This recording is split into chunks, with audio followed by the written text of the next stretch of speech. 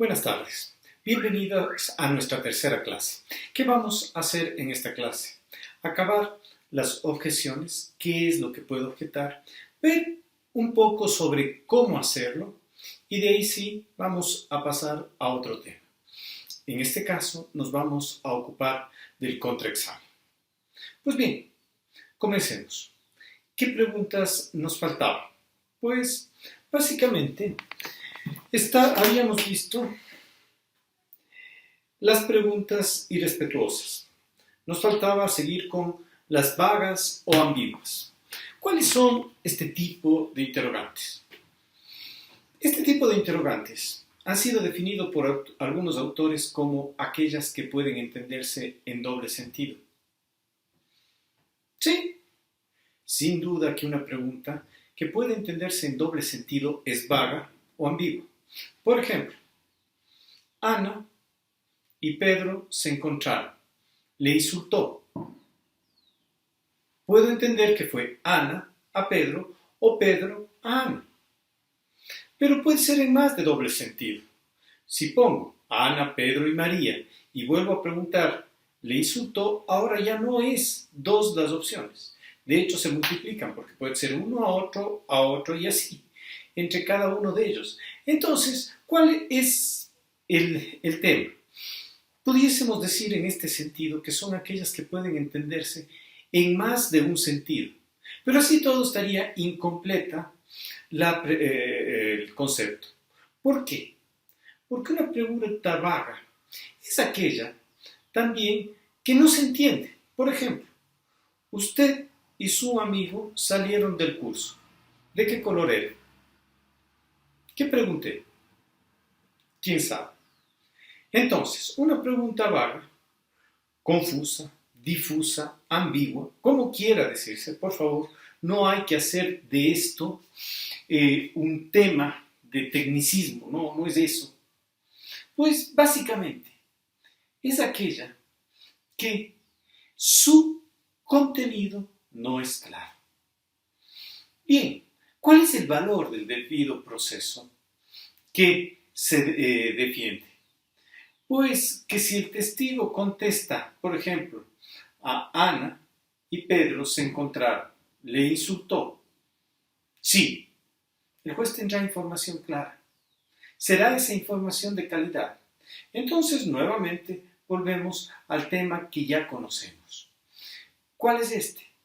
Se necesita información de calidad para tener resoluciones de calidad. Ahora, ¿se acuerdan que hablamos de las preguntas capciosas en sentido amplio, las que pueden confundir al testigo? Las preguntas compuestas, ¿por qué eran ilegítimas? Porque podían confundir al testigo. Las preguntas confusas, ¿pueden o no confundir al testigo? Sí. ¿Qué quiere decir eso? Que, por ejemplo, por eso trabajábamos con dos conceptos. Y esto tiene que saber un buen juez. Tiene que ser lo suficientemente amplio y claro su criterio para entender que si me dice capciosa, al lugar. Si me dice confusa, al lugar. Si es compuesta y me dice compuesta, al lugar. Capciosa, al lugar. Tiene que tener esta flexibilidad, porque los derechos de la persona no pueden depender de simplemente su criterio. Eso sí sería un grave error, un problema. Pasemos a las siguientes interrogantes. Aquellas que están fuera de la percepción del testigo. Aquellas que están fuera de la percepción del testigo. ¿Podrían hacerme una pregunta de esas? ¿Es o no complejo? ¿Es una categoría o no rara? ¿A qué hace referencia? Hay preguntas que no van hacia temas perceptibles por el testigo. ¿Qué es lo perceptible para el testigo? En términos muy sencillos. Todo lo que puede captarse por los sentidos. Aquello que puedo ver, aquello que puedo oír, aquello que puedo degustar, aquello que puedo olfatear, aquello que puedo sentir, incluido mis sentimientos internos. Es válido aquellos hechos del mundo interior. Por ejemplo, yo puedo decir que el día del terremoto estuve en 14º piso en la ciudad de Guayaquil y me orinaba del miedo. Claro que sí. Tuve terror. Sí, eso puedo declarar sin ningún problema. Ahora, hay preguntas que no son así. Hacen referencia a hechos interiores o motivaciones de otra persona. Y eso ya es más complicado. Por ejemplo, la pregunta: usted y su amigo salieron del curso. ¿Qué vieron? ¿Por qué es ilegítima? Porque le están pidiendo a usted que declare qué vio su amigo. Y a usted le consta aquello que vio su amigo. Eso está fuera de su esfera de percepción. Por eso es ilegítima. Ese es el motivo por el cual esa pregunta no debería ser realizada. Y si se realiza, podría ser objetada. Otro ejemplo. Y Ana en ese momento estaba triste. La tristeza es perceptible por los sentidos. Fíjense que hay que ser finos. Sí es posible preguntarle y Ana lloraba. ¿Por qué? Porque el llorar, lágrimas que bajan por la mejilla, eso sí es perceptible por los sentidos. Eso sí sería legítimo. Pues bien, estas interrogantes nos permiten analizar un punto, un dolor de cabeza para muchos instructores de litigación oral. Suelen decir las preguntas de por qué son complicadas. Claro que son complicadas. Pero ¿cuál es el motivo? El motivo está en que si es un por qué tuyo, sí lo puedes contestar. ¿Por qué hace unos segundos te distrajiste? Me podrías responder. Pero, ¿por qué se distrajo tu amigo hace unos segundos? Eso me podrás contestar. Eso es otra cosa. Entonces, un porqué propio es una vivencia interior. Esa sí te la puedo contestar. Pero un porqué de un tercero, eso ya es otra cosa. Entonces, estas son las preguntas que son fuera de la percepción del testigo. Preguntas sugestivas. Esas son las siguientes que nos corresponden ver. Ahora, estas preguntas son básicas, fundamentales para el sistema dispositivo o para el sistema acusatorio. Veamos exactamente en los términos en que nos regula esto el COIP. Está en el artículo 569, numeral 4. Sugestivas excepto en el contrainterrogatorio. ¿Qué quiere decir eso? Puedes objetar en el interrogatorio. ¿Por qué? Porque si es preguntas las haces en el interrogatorio o en el contrainterrogatorio. No puedes objetarlas en el contraexamen. ¿Dónde puedes hacerlo? En el interrogatorio. Pues bien, ok. Ahora, partamos. ¿Qué es una pregunta sugestiva? ¿Cuál es el concepto? Cada vez que pregunto eso, la mayoría de personas y los libros generalmente me responden una cosa. Aquellas que inducen a las respuestas, aquellas que llevan implícita en sí misma la respuesta. En términos más sencillos, aquellas que se contestan con sí o no. Si yo pregunto, ¿ustedes están este momento viendo el video? Sí, no. Esa es una pregunta sugestiva. Estoy de acuerdo con que esa es una pregunta sugestiva. También que son el extremo de sugestivas, pero no coincido con que sean las únicas sugestivas. Este concepto ya les había dicho con anterioridad. ¿Por qué? Porque hay preguntas como las que hicimos en ese momento que simplemente no puede considerarse como valederas a pesar de que no te inducen a la respuesta, ni siquiera te dan pistas sobre ella. Sin embargo, violan el debido proceso. Volvamos al caso del banco. Señor testigo, ¿qué sintió usted cuando vio ingresar a los 3 hombres? Enmascarados, armados, acercarse hacia la ventanilla, apuntarle a la cajera, pedirles que les diera el dinero, tomar el dinero y salir corriendo. Yo sé que esa pregunta puede ser muchas cosas, es compuesta, por tanto, capciosa, sí, pero ¿es o no sugestiva? Es sugestiva. Y fíjense que yo no le dije ninguna pista que le induzcan al testigo a la respuesta. Ninguna de mis palabras le decía algo sobre los sentimientos. Sin embargo, esa pregunta viola el debido proceso y es sugestiva. Por eso es que necesitamos otro concepto. ¿Cuál será ese concepto? Personalmente, me gusta trabajar con la concepción de son aquellas preguntas que introducen información relevante para el caso y que, además, no ha sido aportada por el testigo. En unos minutos me ocuparé de que ese concepto coincide perfectamente con nuestra ley. Ahora, dejemos eso por un momento. Vuelvo enseguida. ¿Por qué? ¿Por qué estas preguntas violan el debido proceso? Nuevamente, tiene que ver con la calidad de información, con la calidad de las decisiones y, por supuesto, tutela jurídica efectiva. Como son conceptos que ya hemos insistido sobre ellos, no tiene sentido volver a explicar su concatenación. ¿Cuál es el tema? En las preguntas capciosas, la marranada era lo que producía esa información de poca calidad. En las compuestas, la información equívoca, igual que en las confusas, la información equívoca. ¿Cuál es el problema de las sugestivas? Es el mismo bien jurídico, pero atacado desde otro ángulo. En este caso, calidad de información. Imaginémonos lo que yo voy a decir en este momento. Frente a mí tengo una laptop. Yo puedo decirle, señor López, ¿usted compró esa laptop? Sí. ¿Esa laptop es marca Macintosh? Sí.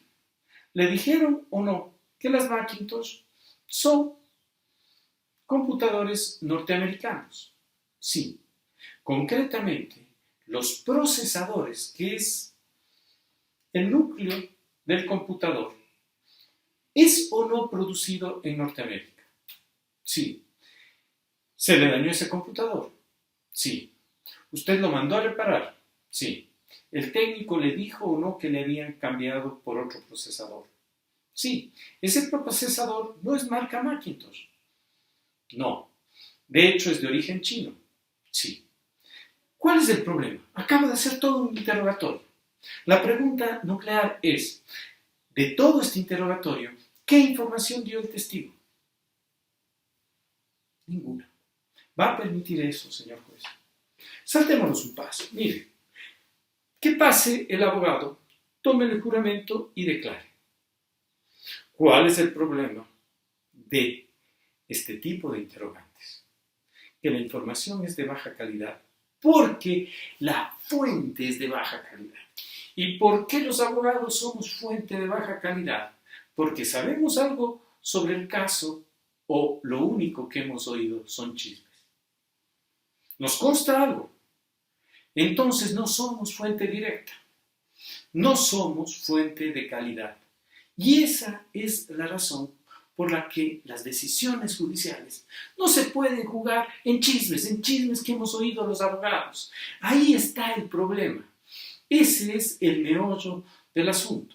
Pues bien, ya entendimos un poco cuál es el problema de las preguntas sugestivas. ¿Recuerdan que decíamos que se les suele confundir con las capciosas, que confunden al testigo? No es eso, no es que confundan al testigo. Es cierto que una pregunta que es sugestiva y además de eso es capciosa, meto 2, 3 hechos y te obligo a contestar con sí o con no, por supuesto que es capciosa, pero te confunden no por ser sugestiva, sino por ser capciosa. Eso es otra cosa. Bien, ahora ocupémonos del punto neurálgico. Claro, si esto es así, no entiendo, Diego, por qué.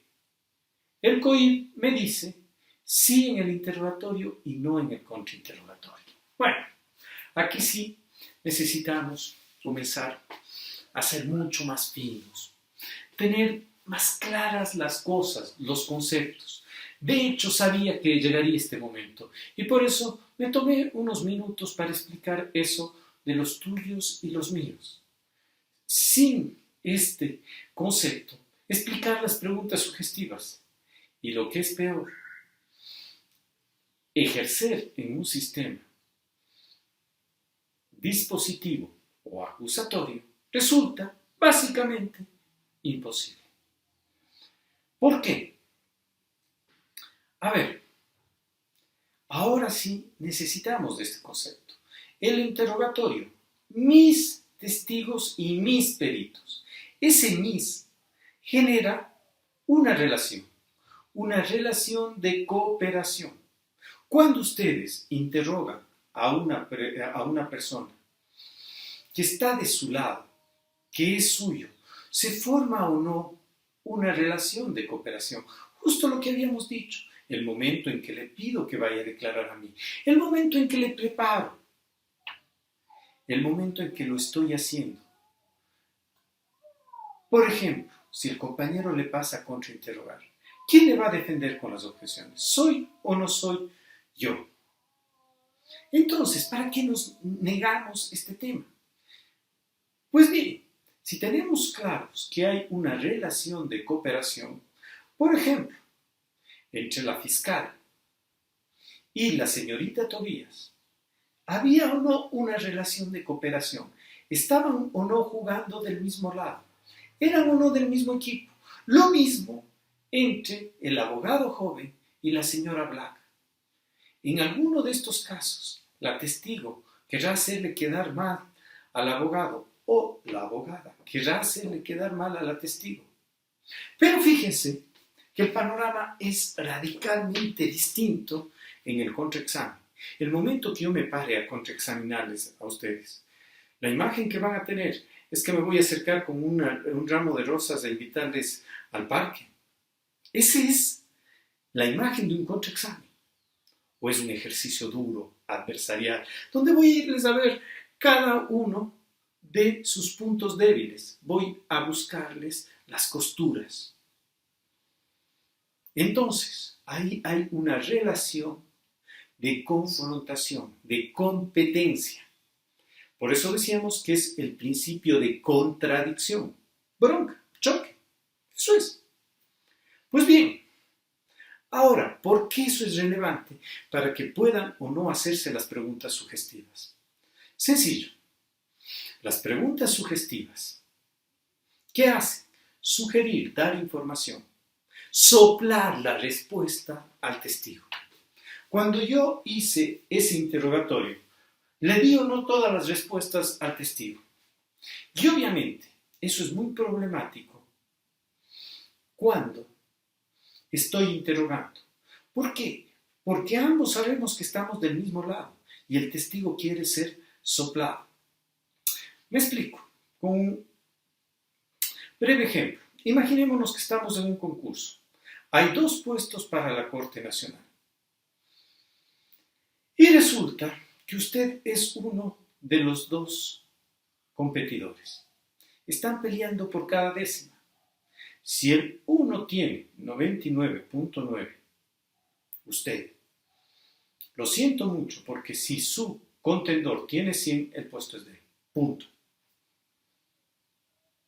Cree una relación de competencia. Creemos ahora una relación de cooperación. El mismo examen, pero con una diferencia. No había un puesto, ni siquiera 2, habían 3, y son los 2 únicos finalistas. Con que tenga 70 ambos, el puesto es de los 2. En el primer caso, usted le soplaría las respuestas a su contendor.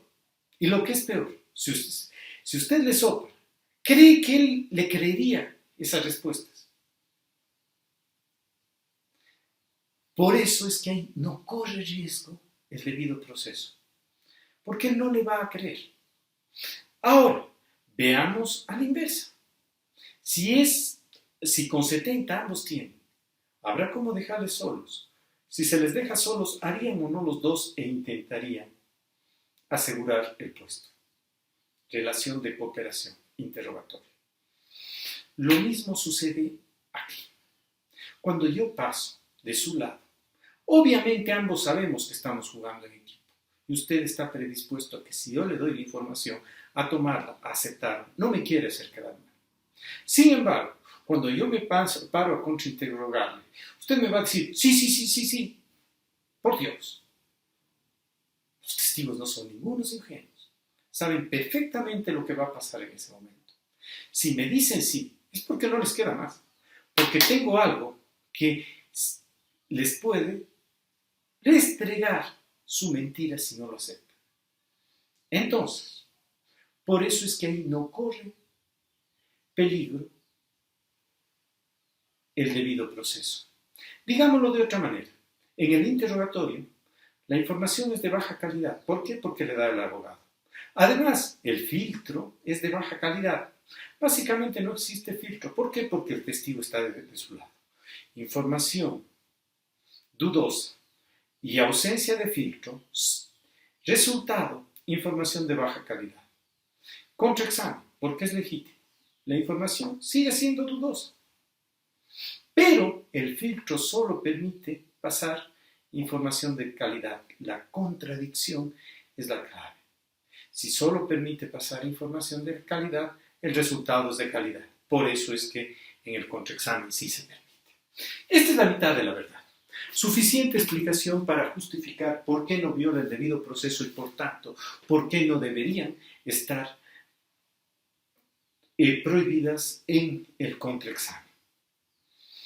Ahora, la otra mitad, y tal vez la más relevante, la más importante para el sistema dispositivo, es que este sistema no es más que el sistema anglosajón de cientos y cientos de años. Y durante todo ese tiempo hubo ensayo, error, aprendizaje, ensayo, error, aprendizaje. Son desarrollos que han llevado cientos de años de práctica de los litigantes. Y en ese sentido, nos estamos aprovechando de eso.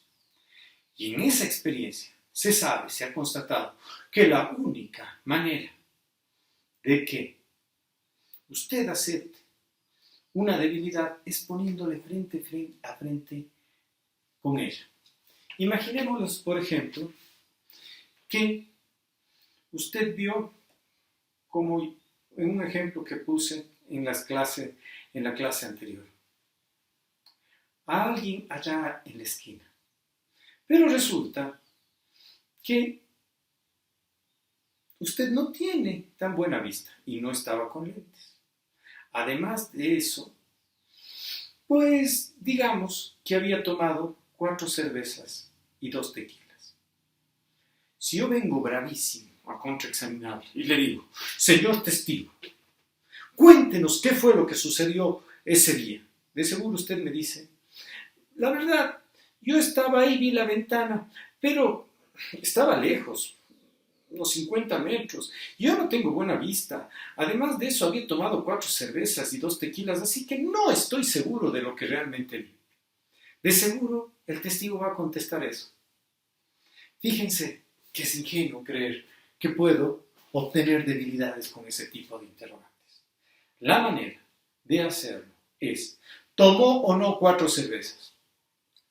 Ahora es otra cosa. En este momento sí va a tener que reconocer. Pues bien, esta es la razón de esa excepción. Pero de hecho el COI no solo la recoge ahí. En otro artículo, concretamente en el artículo 502, recoge otras excepciones. Vamos a los numerales expresamente. No voy a leer por razones de tiempo el artículo. Concretamente, ubiquémonos en el numeral 16. No, primero el 17, que es aquel que ratifica lo que estamos viendo. Podrá hacerse preguntas sugestivas durante el contraexamen. Hace poco nos decía que no se podrán objetar. ¿Qué quiere decir eso? Que se podrán hacer. Entonces, no solo que lo dijo una vez, además lo ratificó. El numeral 16, el anterior, sí merece, además de eso, un pequeño análisis. No se podrá formular preguntas sugestivas en el interrogatorio. Vuelve a repetir el criterio que ya conocíamos. Excepto cuando se trate de una pregunta introductoria o se recapitule información ya entregada por el mismo declarante. ¿Qué es esto? ¿Por qué no debería poderse objetar, o no debería yo objetar? Puedo hacerlo, por supuesto que me va a impedir, pero el juez no me debería dar paso si es que es una pregunta introductoria. Retomemos la primera pregunta que vimos el primer día. Señora Black, usted es la madre de Tony Ray Black. A ver, abogado, ¿hay alguna duda que es la madre de Tony Ray Black? Si objeta eso, ¿molestaría o no al tribunal? ¿Es o no absurdo? De hecho, la pregunta continuó, porque no solo es sugestiva, también es compuesta. ¿Quién murió con leucemia? Oiga, ¿está claro o no que este señor murió con leucemia? El abogado sigue sentadito, pero la pregunta continúa. ¿Por qué grandes prestaciones no pagó? Y salta como cimbra.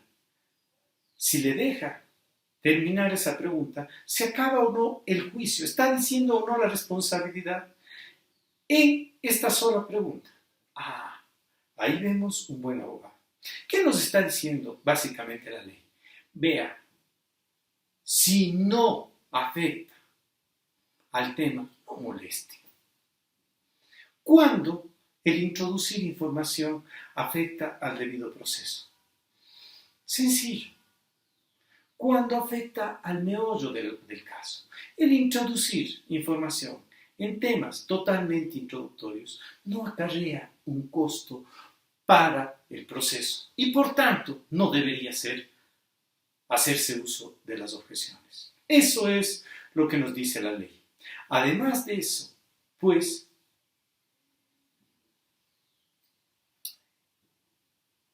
cuando se recapitula la información, esa es la segunda excepción que nos trae. ¿Por qué? Veamos este interrogatorio.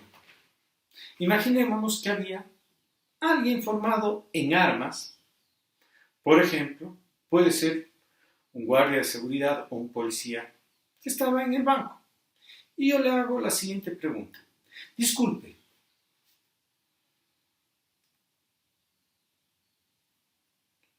imaginémonos antes de eso, que el testigo nos dijo, y veo entrar al primer hombre con un arma en la mano.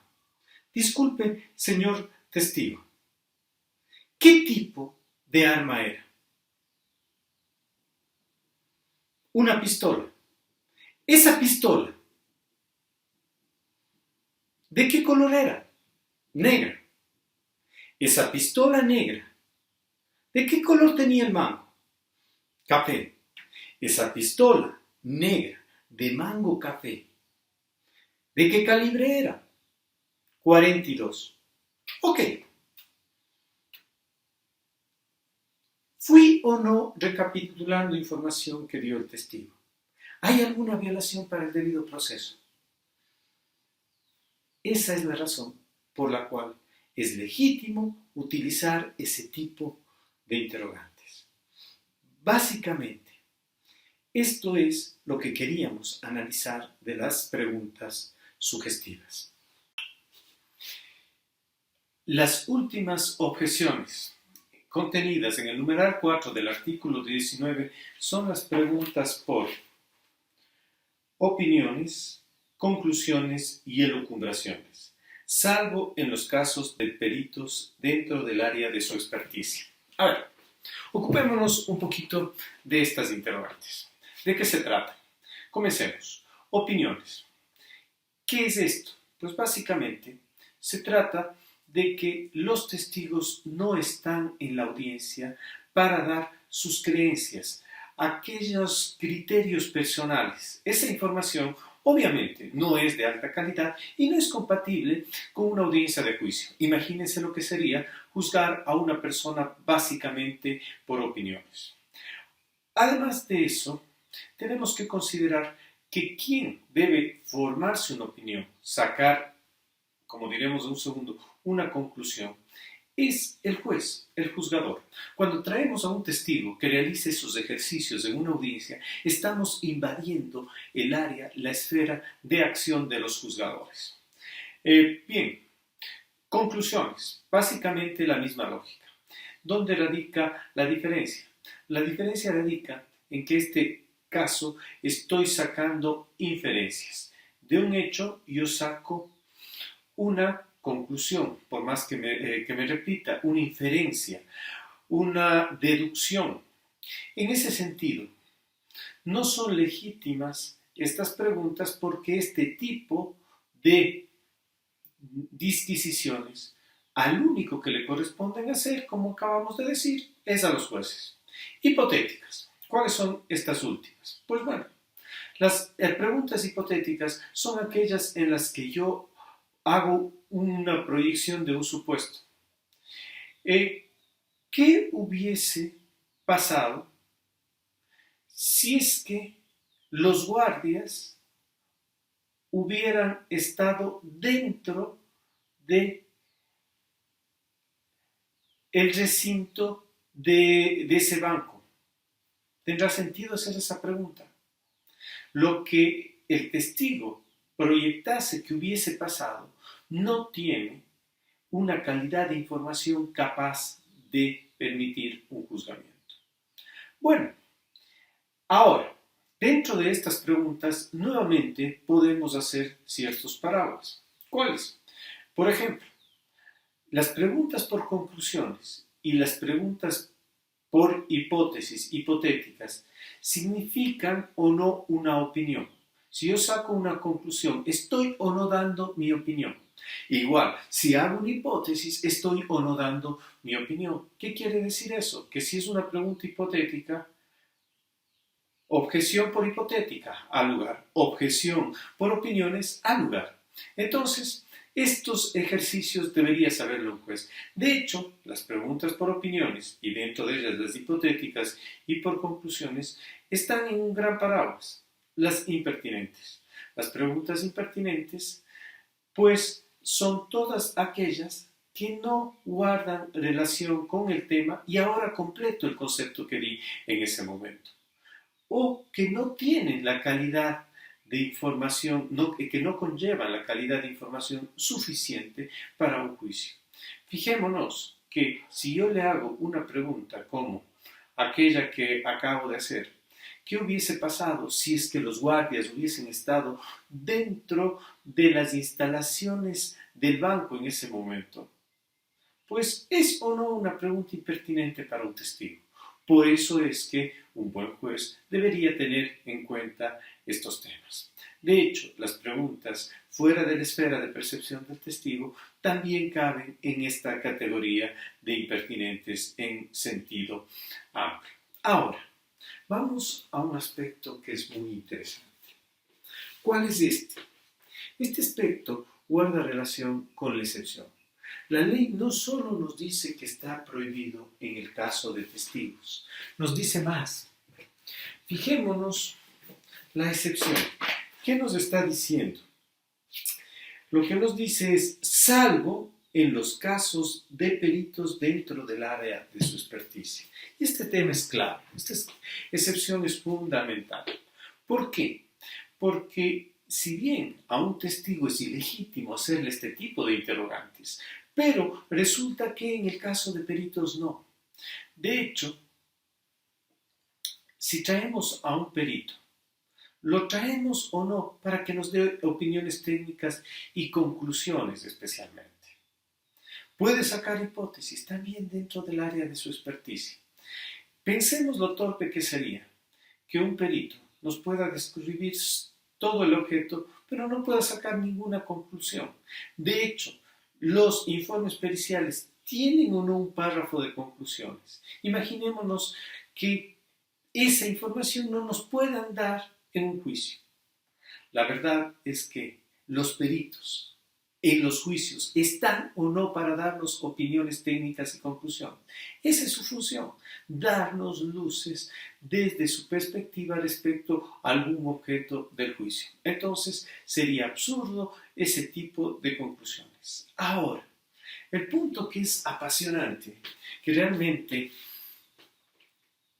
completa lo bien hecho, lo fino que es el sistema dispositivo o acusatorio oral, es tomar conciencia de que para cada actuación resulta que el sistema generó unas reglas propias, no son reglas comunes.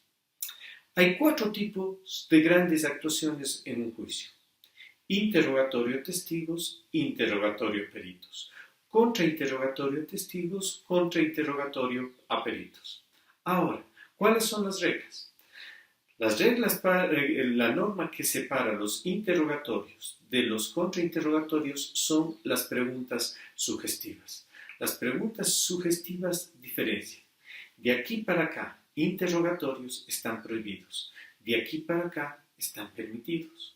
Ahora, ¿cuáles son las reglas que diferencian los testimonios de testigos, los testimonios de testigos versus los de peritos? Pues serían básicamente las preguntas por opiniones, por conclusiones e hipotéticas. Ahora, al mezclar estos dos componentes, resulta que tenemos reglas muy finas. Interrogatorio a testigos. Pues al ser interrogatorio, preguntas sugestivas prohibidas. Al ser testigos, preguntas, vamos a decir que para no estar diciendo opiniones, conclusiones e hipotéticas, simplemente las preguntas por opiniones que contemplan a todas esas. Se va a entender de esta manera. Las preguntas por opiniones, como son testigos, prohibidas. Al otro extremo, todo lo contrario. Contrainterrogatorio a peritos. Por ser contrainterrogatorio, permitidas las preguntas sugestivas. Por ser peritos, permitidas las preguntas por opiniones en el área de su experticia. Interrogatorios a peritos. Pues, por ser interrogatorio, preguntas sugestivas, prohibidas. Por ser peritos, preguntas por opiniones, permitidas. Contrainterrogatorio a testigos. Al ser contrainterrogatorio, preguntas sugestivas permitidas, y al ser peritos, preguntas por opiniones permitidas. ¿Cómo podemos ver? Así de fino es este tema.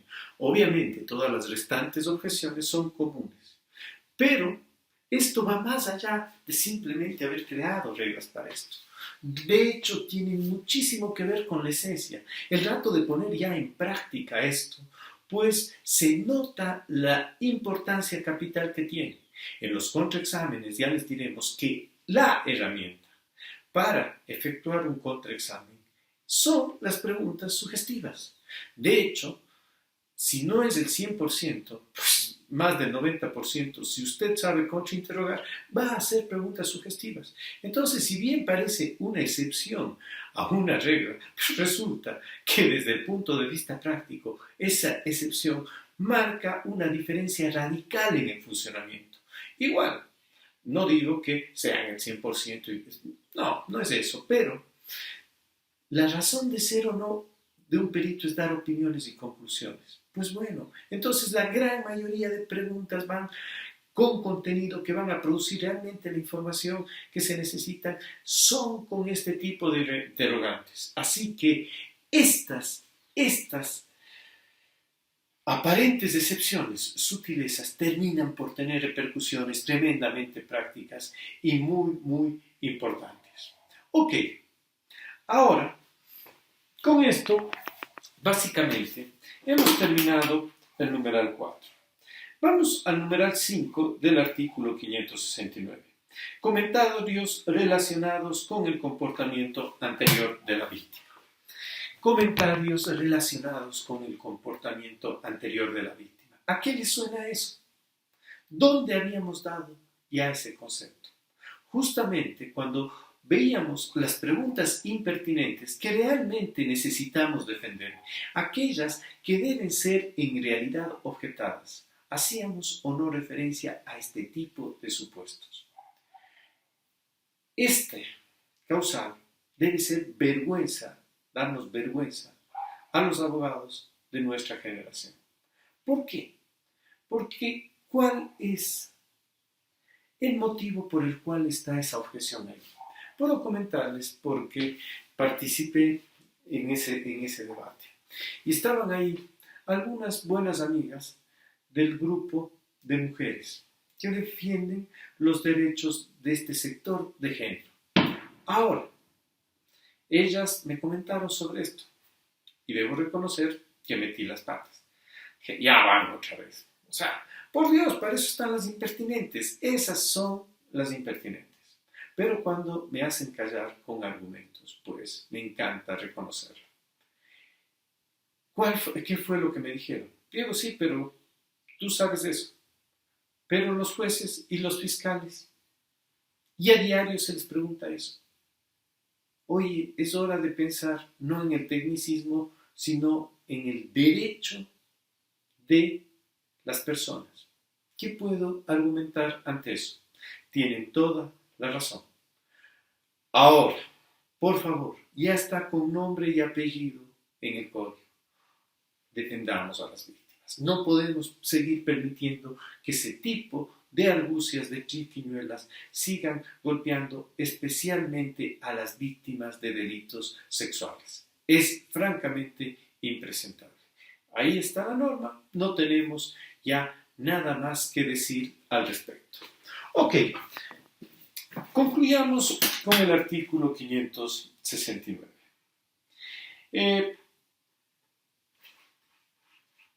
La última sección, ¿qué nos dice? Presentada la objeción, la o el juzgador la aceptará o negará y resolverá si el declarante la contesta o se abstiene de hacerlo. Presentada la objeción, la o el juzgador la aceptará o negará y resolverá si el declarante la contesta o se abstiene de hacerlo. Bien, ¿qué nos está diciendo esta norma? Vea, señor juez, usted tiene que resolver. Esa es la primera idea fuerza. ¿Por qué? No sé si han visto audiencias donde pasan cosas francamente impresentables. ¿A qué hago referencia? Objeción, señor juez, compuesta. Ya, vamos a dejar que conteste. Objeción, señor juez. Bueno, permitámosle que hable. Objeción, señor juez. Ya, que diga nomás. ¿Qué es esto? ¿Qué es una objeción?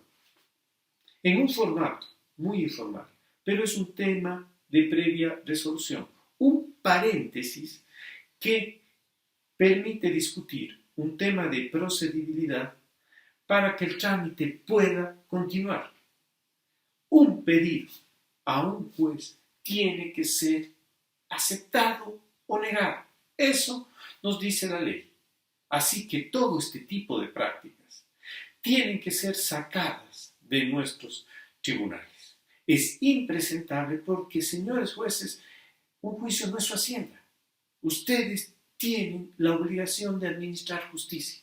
Y este tipo de prácticas dicen muy poco sobre la calidad de la justicia. Así que esa es la primera idea fuerza que quería destacar. Vamos, una segunda idea fuerza. La aceptará o la negará y decidirá si la contesta o no la contesta. Aceptar o negar, dice inventarse. No. ¿Por qué es importante este concepto? En cambio, eso nos golpea a los abogados. La mayoría de abogados andan queriendo que los jueces les defiendan, que sean ellos quienes paren las actuaciones ilegítimas, ilegales de su contendor. A ver, han forjado hasta un discurso que racionaliza este tipo de prácticas. Si se llama juez de garantías, entonces él es el garante de que no se violen los derechos de mi cliente. Si esto es así, si él es el garante, espero que cuando le paguen los honorarios mande dejar donde quien hizo el trabajo, pues, el juez. Señores, el primer garante es el abogado, que luego, obviamente, el juez tiene que resolver, por supuesto. Pero ¿quién está ahí para defender los derechos de cada uno de los intervinientes? Son los litigantes. Ahora, es cierto que hay actuaciones en las que es lícito que el juez actúe de oficio. Por ejemplo, en el caso de actuaciones irrespetuosas. Señor juez, ¿cree que una mujerzuela como esta puede ser violada? Oye, más allá de que el abogado objete o no, yo como juez, abogado, ¿dónde cree que está? No sé si entiende, pero en este tribunal usted va a respetar a las personas. Está claro, no solo que le detuve, además de eso le llamé la atención. ¿Por qué? Porque obviamente el juez es legítimo que realice actuaciones para dirigir la audiencia, para salvaguardar su buen funcionamiento. Y en sus funciones sí está ver que las personas no sean irrespetadas. Pero eso es una cosa. Y andar metiendo las narices en preguntas sugestivas, capciosas, impertinentes, pues es otra. ¿Por qué es otra? Porque fíjense que las partes tienen pleno derecho para acordar en un sistema dispositivo oral. Por ejemplo, ¿hay o no acuerdos probatorios? Si las partes deciden que un hecho fue así, con su sola palabra, pues tienen el poder para hacerlo. Los dueños en un sistema dispositivo, en un sistema acusatorio del conflicto de fondo son las partes. Y si una de ellas le da la gana de hacer una pregunta compuesta y a la otra le da la puñetera gana de no objetarla, el juez no tiene por qué meter las narices. Entonces, estas son las diferenciaciones en el tema. Con esto terminamos un poco el qué de las objeciones. Brevemente, a propósito, antes de ir a eso, fíjense que este concepto que acabo de darles lo pudimos ver en el juicio de la señora Black. ¿Se acuerdan el primer día, ese video? Cuando el abogado contrainterrogaba y hace esta pregunta. Señora Black, le da el contrato. ¿El contrato dice o no en perfecto inglés? Página 17, párrafo E, que no pagará por procedimientos experimentales. ¿Es o no un hecho, señora Black, que en el estado de Tennessee hay menos de 70 casos y en Estados Unidos menos de 700? Objeción, su señoría, sugestiva. ¿Qué hace el juez? En el contraexamen, justo el concepto que dimos hace un segundo, están permitidas las preguntas sugestivas. No al lugar en cuanto a sugestivas, y le ve al abogado. ¿Qué le está diciendo? Inútil por otra causa. El abogado no dice nada. La pregunta pasa. Pensemos, ¿qué nomás es esa pregunta? ¿Es o no compuesta? Por supuesto. ¿Es o no capciosa? Desde luego. De hecho, lleva implícito una opinión de a un testigo, una opinión técnica. Sí. ¿Lleva o no una conclusión? Sí. Por tanto, es impertinente, sí. Casi por cualquier cosa. Pero por sugestiva no. Y objetó por sugestiva y obviamente el juez la denegó. Ahora, de ese mismo video podemos ver el tema que les proponía. ¿Cómo vamos a actuar? Lo que sería la mejor manera de hacer una objeción es ponerse de pie y en voz alta y clara, objeción sugestiva. Como vemos en el video de la señora Black, que vamos a volverlo a pasar en este instante, vamos a poder sacar una serie de consecuencias de esta actuación. Veamos concretamente a qué hago referencia.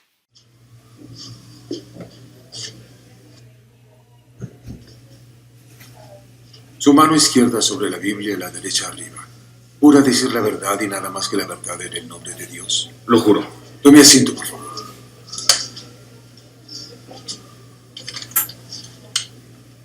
Andrew. ¿Puedes describir las circunstancias en las que te uniste a la empresa Wayand, Wheeler, Hellerman, Tetlos y Brown? Wayand, Wheeler, agresivamente me reclutaron. Eran la firma más prestigiada en Filadelfia, llena de oportunidades, y me impresioné con los empresarios. ¿Incluyendo a Charles Wheeler? Particularmente con Charles. ¿Qué te impresionó de él? Era el tipo de abogado que creí desear ser. ¿A qué clase te refieres? Poseía un conocimiento enciclopédico de la ley.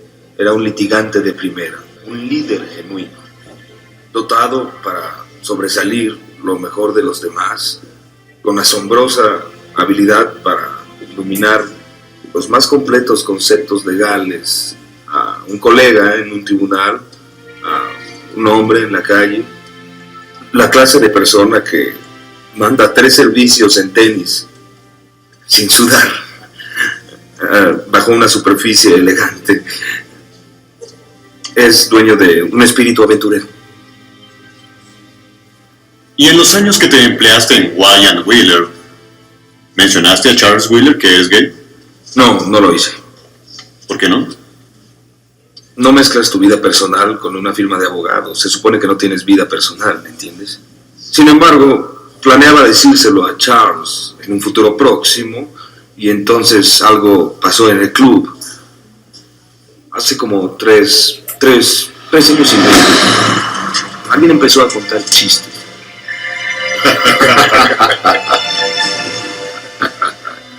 ¿Cómo le dicen a una mujer que además de tener maestrías es ligera de cascos? No lo sé, Roger. ¿Cómo le dicen? Una ramera muy ilustrada. Conozco a alguien así. Oye, Walter, ¿cómo simula un afeminado un orgasmo? Te vacía un yogur en la espalda. Eso me recuerda a mi peinador. ¿Cómo te hizo sentir? Aliviado de no haberle dicho que soy gay.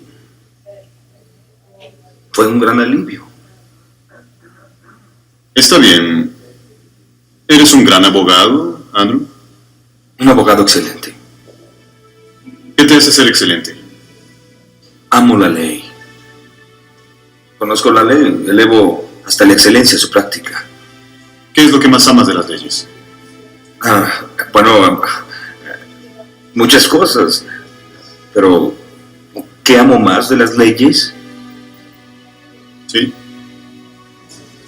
Es que en ocasiones, no siempre, pero en ocasiones, llegas a ser parte de una justicia que se aplica, y eso es realmente emocionante cuando pasa.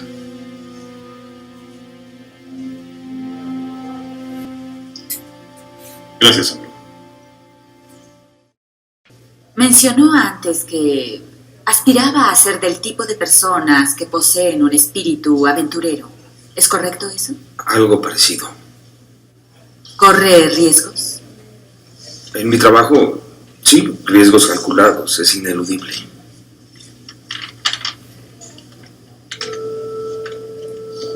Recomendó a su médico reducir las tensiones y le dijo que largas horas de trabajo estresante podían dañar su sistema inmunológico y acelerar su enfermedad. Me mencionó el impacto del SIDA. Perdón. Mi doctor dijo que las tensiones afectarían mi sistema inmunológico. ¿Ha visitado el cine Espejo del Cemental que se encuentra en la calle 21?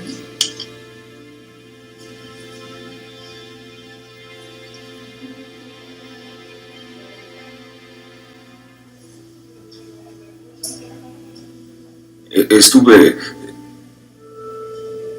en ese lugar 3 veces en mi vida. ¿Qué tipo de películas se exhiben ahí? Para homosexuales. ¿Películas pornográficas para homosexuales? Sí. Objeción, señoría.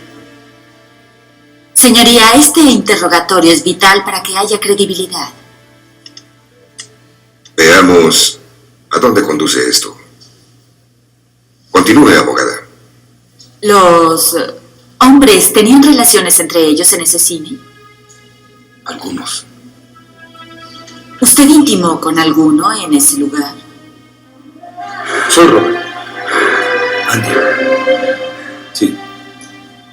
Una vez. ¿Cuándo? ¿Aproximadamente en qué año ocurrió ese incidente? Creo que fue en 1984. En 84 o en 85. ¿Estaba consciente en 1984 u 85 de que existía una enfermedad fatal llamada SIDA y que podía contagiarse por actividades sexuales? Había oído algo, escuché algo. La plaga gay, el cáncer gay. No sabíamos cómo se contraía ni que pudiera matarte. ¿Quiere descansar, señor Beckett? No, pero quisiera un poco de agua. John, ¿quiere dar un poco de agua al señor Beckett, por favor? Al estar empleado en Wyatt Wheeler, hizo todo lo posible porque nadie supiera que era usted un homosexual activo. ¿Es correcto eso? No. No es correcto. Nunca mentí al respecto.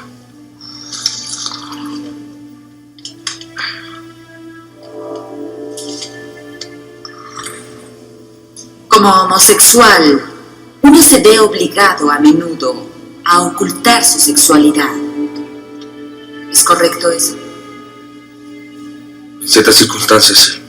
¿No es verdad que toda su vida ha simulado ser algo que no es, tanto que el arte del engaño y la deshonestidad se volvieron de naturaleza secundaria? Señoría, protesto. Me retracto. Señor Beckett, ¿vivía usted con Miguel Álvarez en 1984-85 cuando vivió su encuentro sexual anónimo en el cine pornográfico? Sí. Así que pudo haberlo infectado, ¿no es cierto? Miguel no ha sido infectado. No contestó a mi pregunta. Pudo haber infectado al señor Álvarez en esa época, ¿es correcto?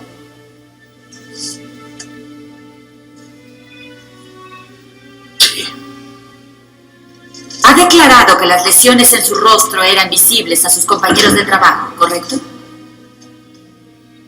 Correcto. ¿Y usted cree que cuando sus socios supieron de sus lesiones llegaron a la conclusión de que padecía SIDA y lo despidieron? ¿Es correcto? Por doloroso que sea, acusar a mis ex colegas de un comportamiento tan reprensible es la única conclusión a la que puedo llegar. ¿Muestra alguna lesión en su rostro en la actualidad? Una. Aquí, cerca de mi oído. ¿Puedo aproximarme al declarante? Puede hacerlo.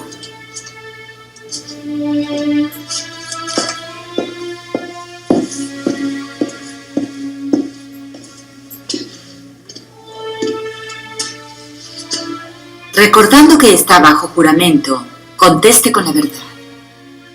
¿Puede distinguir las lesiones en su rostro por este espejo a 1 metro de distancia? Conteste con honestidad.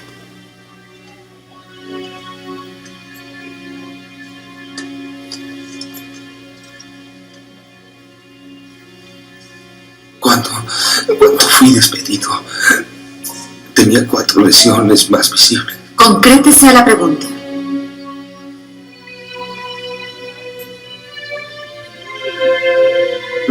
No, yo no puedo verlas realmente.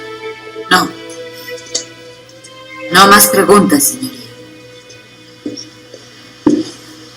Creo que es un buen momento para interrumpir hoy. Volveremos por la mañana. Odio este caso. Señoría, ¿puedo disponer de 5 minutos con el testigo? Señor Beckett, ¿puede continuar por 5 minutos? 3 minutos. Sí. ¿Me permite su espejo, por favor? Andrew, ¿presentas alguna lesión en otras partes de tu cuerpo en este momento que se asemejen a las que mostrabas en la cara en el momento que te despidieron? Sí. En el torso. En el torso. Si la corte lo permite, quisiera pedir a Andrew que se quite la camisa para que, todos los presentes tengan una idea precisa de lo que se está hablando. Objeción. Señoría, podría influir indebidamente en el jurado. Señoría, si Andrew se viera forzado a usar una silla de ruedas por su enfermedad, ¿le pediría a la defensa dejarla afuera para no influir indebidamente en el jurado? Por favor, hablamos del SIDA y también de sus lesiones. Veamos de lo que se está hablando. Dejaré que lo haga. Señor Beckett, ¿quiere desabrochar su camisa?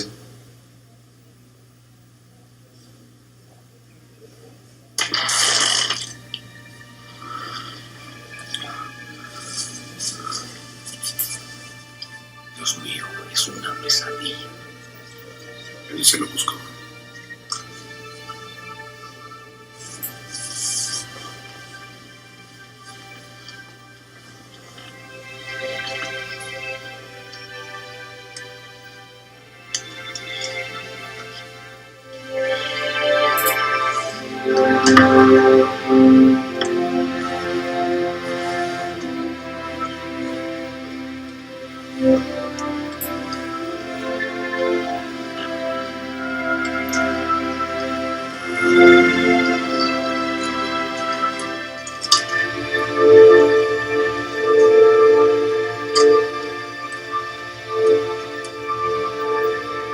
Andrew, ¿puedes ver las lesiones en tu pecho en este espejo?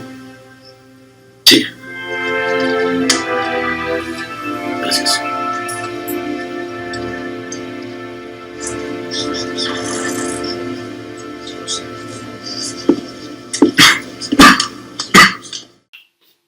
¿Qué es el contraexamen?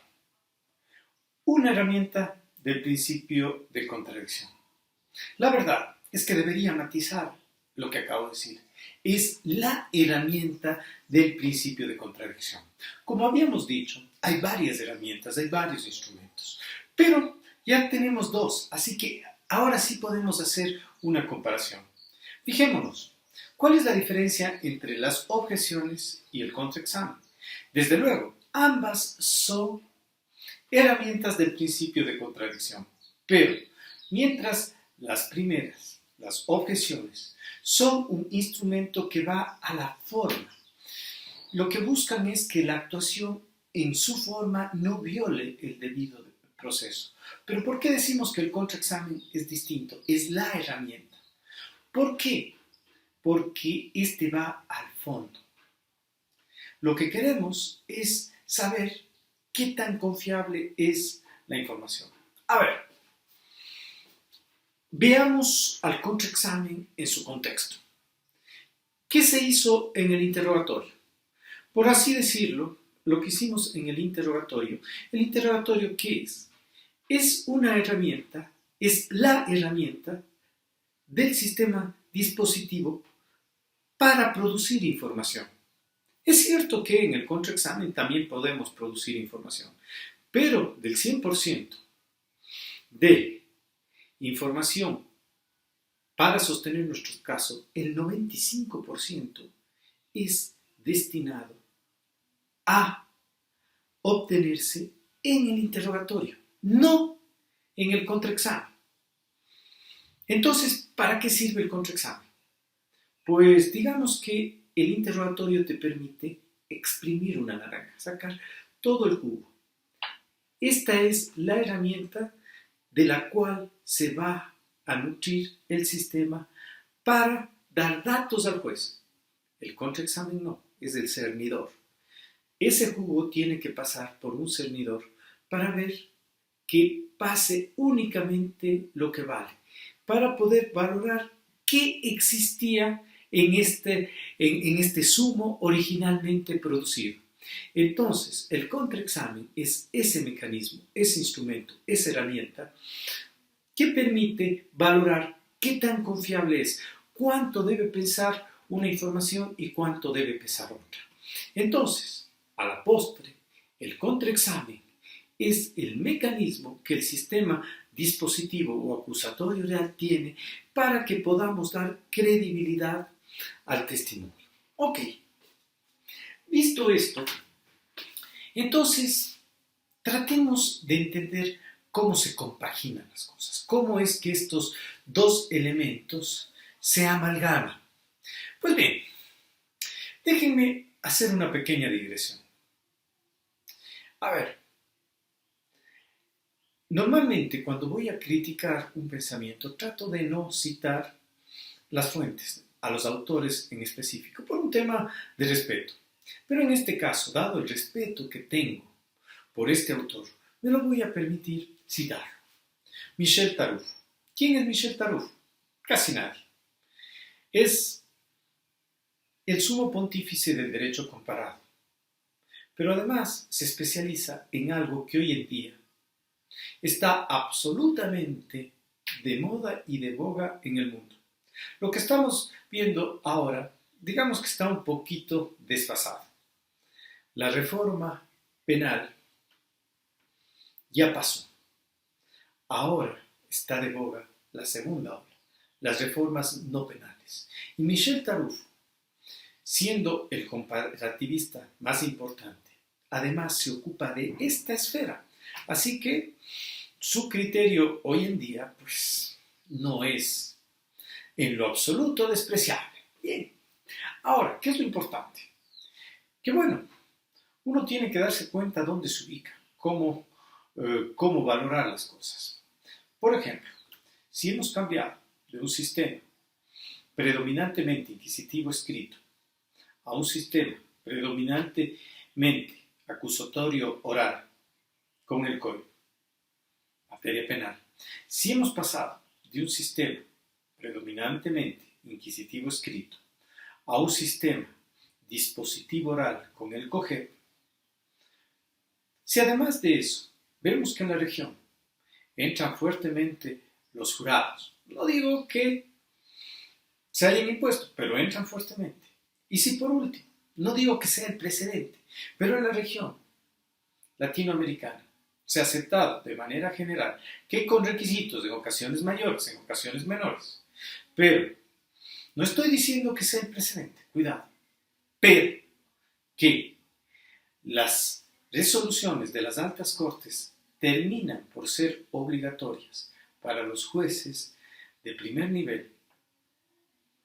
Mi pregunta es, ¿dónde estamos más cerca? ¿Del mundo anglosajón o del mundo europeo continental?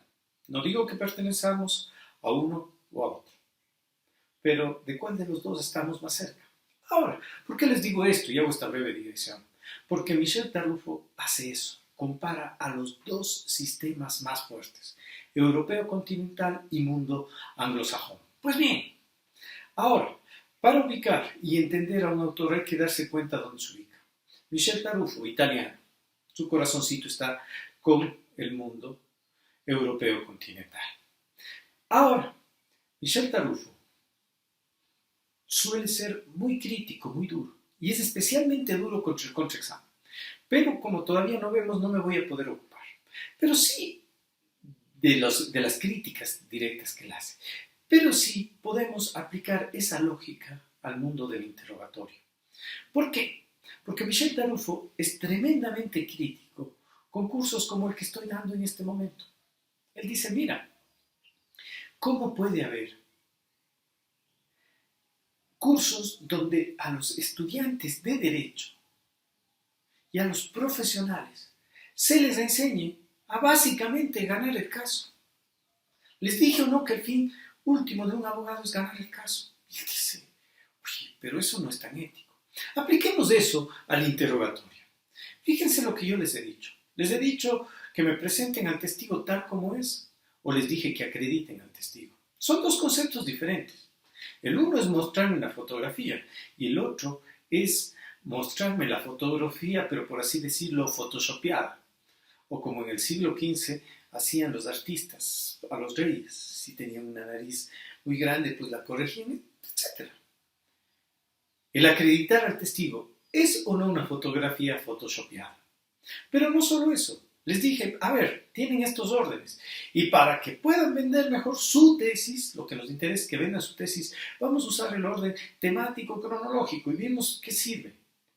Y si todo esto no sería suficiente, fui tan descarado que les dije, a ver, van a escoger exclusivamente los pilares de su caso. Le puse un nombre, proposiciones fácticas.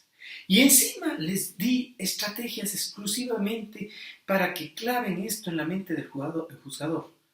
Entonces, Michel Tarufo nos dice, a ver, ¿qué tiene que ver esto con la justicia?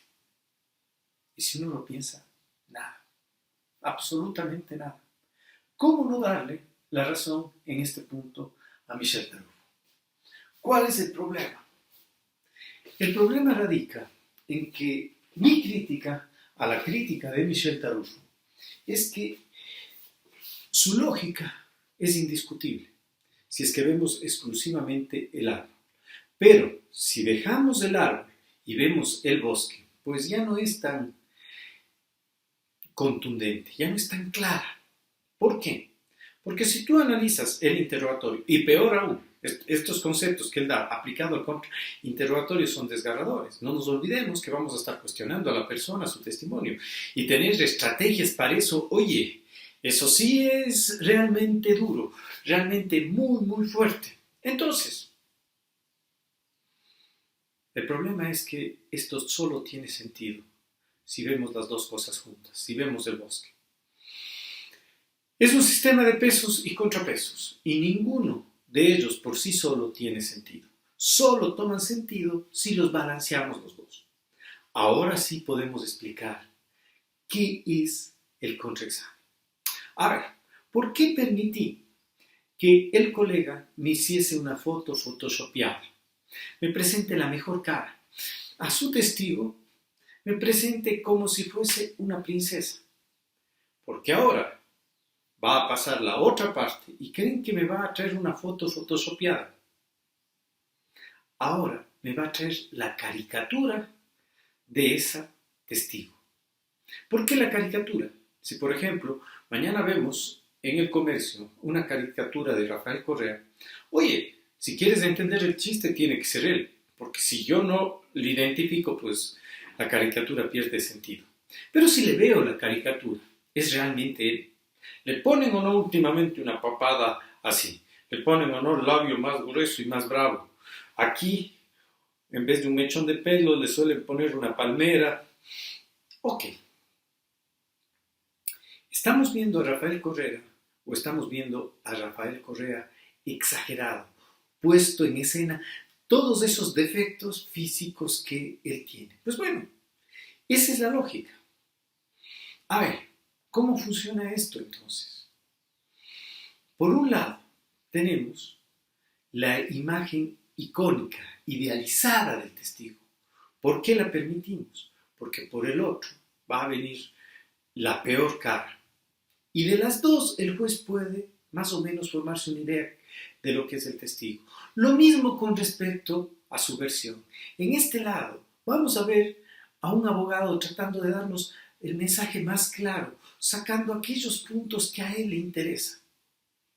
Y inmediatamente vamos a ver a otro que entre a desbastar esto, a poner a prueba, a tratar de dar los golpes más duros. Y de ese choque, de ese conflicto, de esa verdadera bronca que hay ahí, el paradigma dice que de ahí surge la verdad. Esa es la lógica del sistema dispositivo. ¿Por qué permitimos a un abogado conducir el interrogatorio? Porque vamos a permitir al otro conducir el contraexamen. Evidentemente, aquí hay un choque de paradigmas. El paradigma dispositivo versus el paradigma inquisitivo. El paradigma inquisitivo que te decía, el único que puede practicar prueba es el único imparcial, el juez. Por eso es que en ese esquema el juez era quien comenzaba interrogando, quien era el hombre orquesta. Sí, los abogados podían hacerlo, pero solo tangencialmente, luego de que el actor principal ha hecho, bueno, si los otros quieren tocar algo, lo podrán hacer. Pero ahora no. Ahora, ¿qué estamos haciendo? Poniendo a las partes en el esquema. El choque, la bronca, ese es el medio para conseguir la verdad. Por eso es que el principio de contradicción, bronca, choque, es un principio del debido proceso. Porque sin ese choque no hay calidad de información en esta filosofía, en esta lógica. Entonces, una vez que vemos este tema, pues ahora sí podemos comenzar a ir viendo de qué se trata efectivamente el contraexamen. El contraexamen, por sobre todo, es un test de calidad. Vamos a valorar la información que nos fue dada. Pero no solo eso. En ese sentido, estaríamos yendo sobre lo que ya dijo. Pero además de eso, hay una esfera que no es la mayoritaria, pero también es importante tocar. También es una herramienta del derecho a la defensa, no solo de contradicción, mayoritariamente es de contradicción, pero también el derecho a la defensa. Hay veces que estos angelitos se callan ciertas cosas, no quieren darnos ciertos datos, y obviamente yo tengo el derecho de pedir esa información. Pues bien, entonces, en este caso, yo puedo también contrainterrogar sobre puntos que no ha declarado. ¿Se acuerdan lo que comentaba? ¿Por qué esa objeción que hablábamos hace una clase, en la clase anterior? Pues no tiene mucho sentido. Pensemos en nuestra cultura. Si yo pudiese oponerme a todo lo que no ha dicho, le diría o no a mi testigo: cuidado, digas que tomaste 4 cervezas, 2 tequilas y que estabas lejos. Como no ha dicho nada, no puede contrainterrogar. No, sí puede. Por ejemplo, en el caso de la señora Page, pues efectivamente, en ese interrogatorio, ella nunca dijo nada del doctor Page. Sin embargo, ¿salió o no la carta en el contraexamen? Por supuesto, es legítimo. Es cierto que hay una regla en ese sentido en el mundo anglosajón, pero se entiende en sentido amplio. Básicamente que tenga relación. ¿Qué es lo que nosotros tenemos con la regla de la impertinencia? Por eso es que en nuestra cultura esto no cuaja muy bien y no ha funcionado. Ok, dicho esto, entonces, esa es la esencia, la razón de ser del contraexamen. Veamos qué tan potente es esta figura. En este momento, lo que queremos ver es concretamente el tamiz, la valoración que produce esta información. Veamos el siguiente video. ¿Qué les pido? Lo que les pido es que ya vimos el interrogatorio. Ustedes tienen la información necesaria para saber qué pasa. Ahora, lo vamos a volver a ver. Vamos a ver el interrogatorio y el contrainterrogatorio. ¿Para qué volvemos a ver el interrogatorio? Quiero que se metan en un observador cualquiera y vean el efecto que a ustedes les causa ese interrogatorio. Y cuando pasemos al contraexamen, vivan cómo ha cambiado ese criterio. ¿Qué pasa cuando tenemos solo una versión de este tema y qué sucede cuando entra en conflicto la otra parte del cuento? Veamos de qué estamos hablando. ¿Por qué les volví a reproducir este video que ya habíamos visto en la primera clase? Porque ahora necesitamos verlo desde otro ángulo. Necesitaba que se fijen en los detalles. Ahora sí, con imágenes podemos darnos cuenta cómo se actúa. Para el cómo siempre son fundamentales los ejemplos. Vimos o no lo elegante, lo potente que es hacer lo que decíamos hace unos segundos. Pararse en voz alta y clara la palabra objeción y luego dar la causa. A ver, vamos a dividir esta actuación en cada uno de sus componentes y vamos a explicarlo. Comencemos por la palabra objeción. Tenemos que entender una cosa. En principio, no está permitido que un abogado interrumpa mientras actúa la otra parte. Fíjense lo absurdo, el caos que se armaría si es que nosotros como litigantes podemos interrumpirle al compañero. Entonces, esa es la regla. De hecho, molesta a un juez que un abogado interrumpa al otro lado. Es una de las acciones que resultan realmente irritantes. Pues bien, esa regla general tiene una y solo una excepción, que es oponerse a una actuación ilegítima. Y la palabra objeción tiene ese poder, es esa etiqueta que está recogida en la ley. Entonces, con decir en voz alta y clara la palabra objeción, lo primero que yo hago es tranquilizar a la audiencia. Estoy actuando legalmente. Además, pues, estoy demostrando que mi actuación no es un mero enfrentamiento con el rival. Segundo, ¿por qué decir simplemente la palabra sugestiva y no ampliarse en la explicación? Porque la verdad es que estos mini conflictos deben resolverse de manera muy sencilla, muy rápida. Si nosotros aquí aprovechamos para hacer un largo alegato, estamos golpeando muchísimo a la audiencia en su eficacia. Es cierto que hay ocasiones, como vimos en el video, y ya vamos a hablar sobre ellas, en que debe argumentarse un poco más. Así es. Pero la regla es simplemente dar la causa. Me dirán, pero Diego tiene que estar motivado. Sí, pero está motivado. Esa motivación debe responder a la esencia del hecho.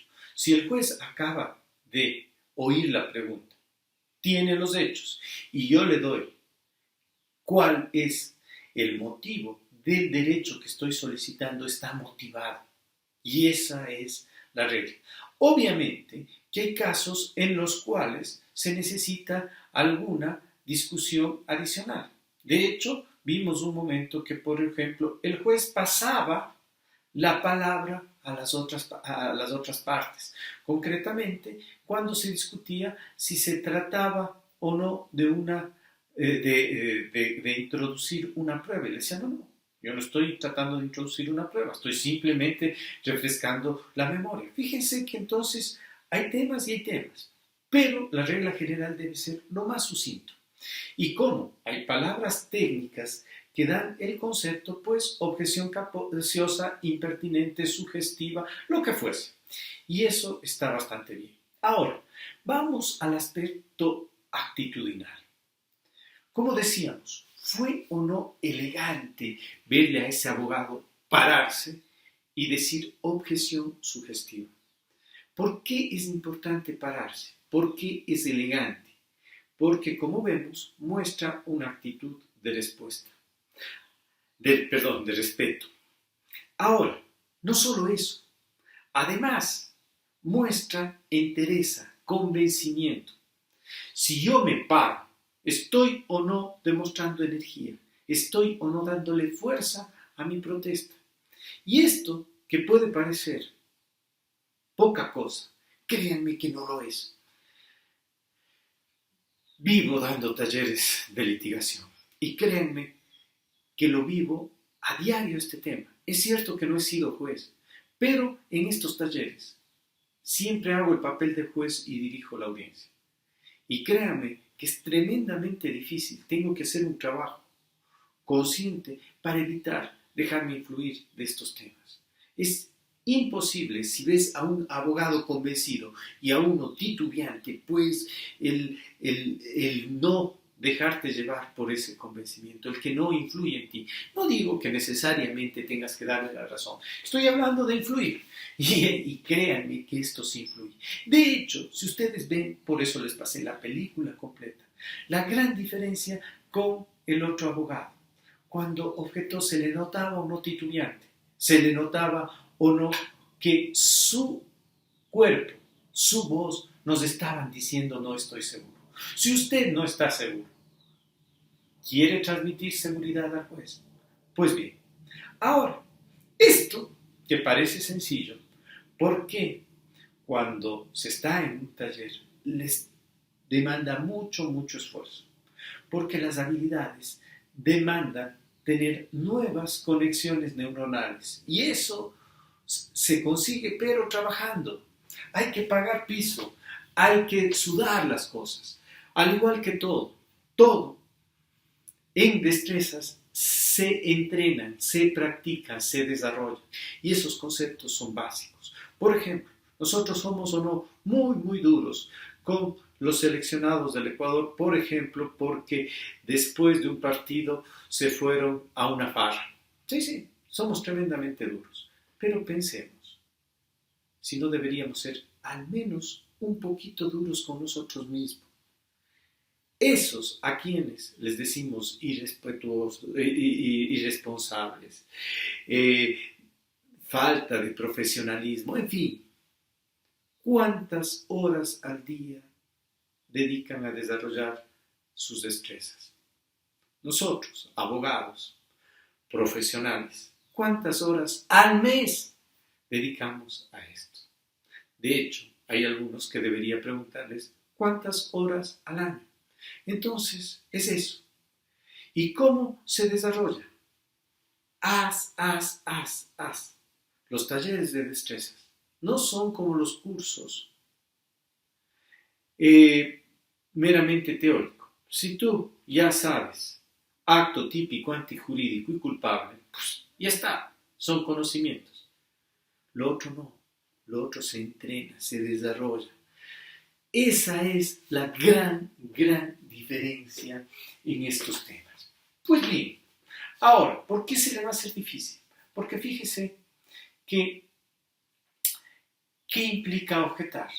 Implica manejar muchas acciones al mismo tiempo. Es como, ¿recuerdan la primera vez que estuvieron frente a un vehículo? Se les hizo un lío. Las manos tienen que estar en el volante, pero también en la palanca. Un pie tiene que estar en el embrague, el otro tiene que ir entre el acelerador y el freno. Tienes que ver hacia adelante, pero también al retrovisor y a los espejos laterales. ¿Era o no complicado? ¿Parecía o no difícil? Pues bueno, las destrezas son así.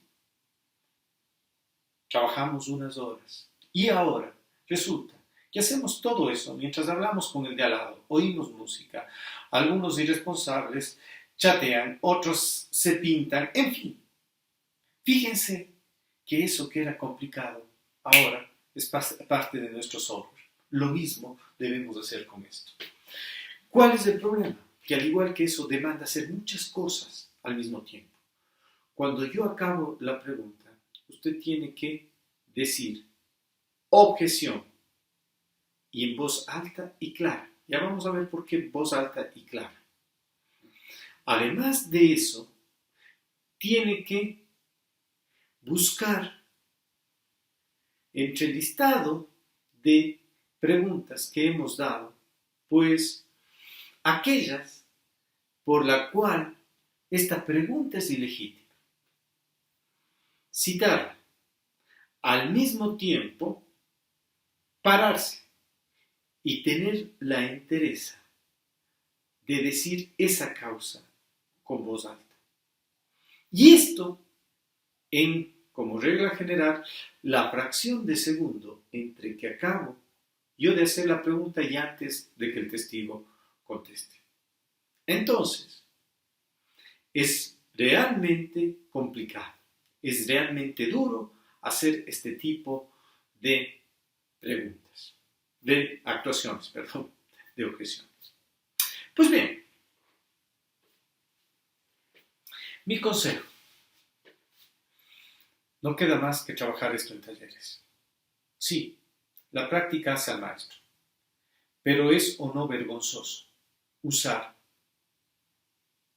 un juicio para practicar.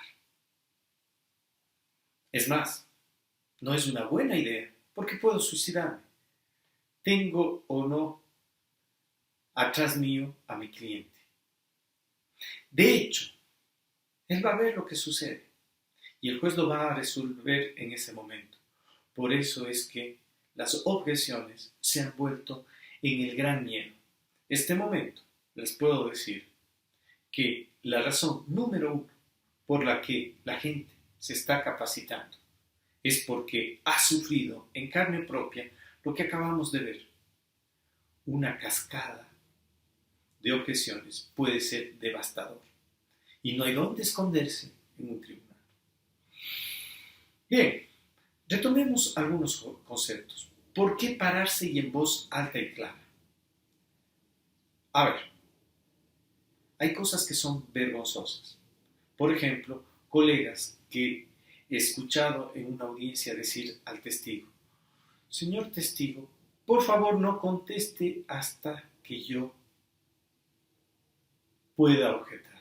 Señor juez, pídale, por favor, que no responda mientras yo no haya tenido la opción de hacer una objeción. ¡Qué vergüenza! Señores, hay cosas como estas que no se pide, no se exige, se consigue.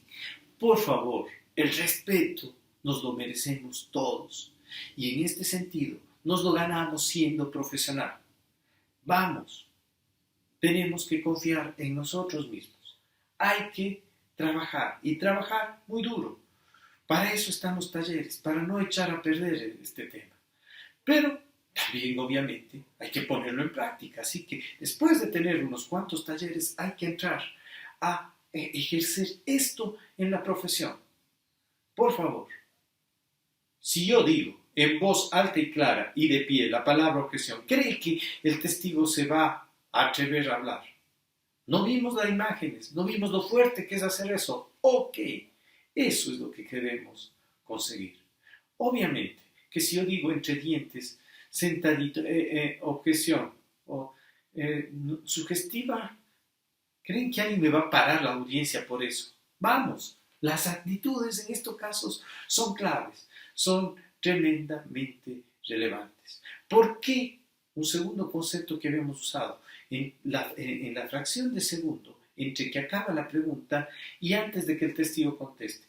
Porque si no ha acabado la pregunta, hay muchas objeciones en que yo me puedo salir.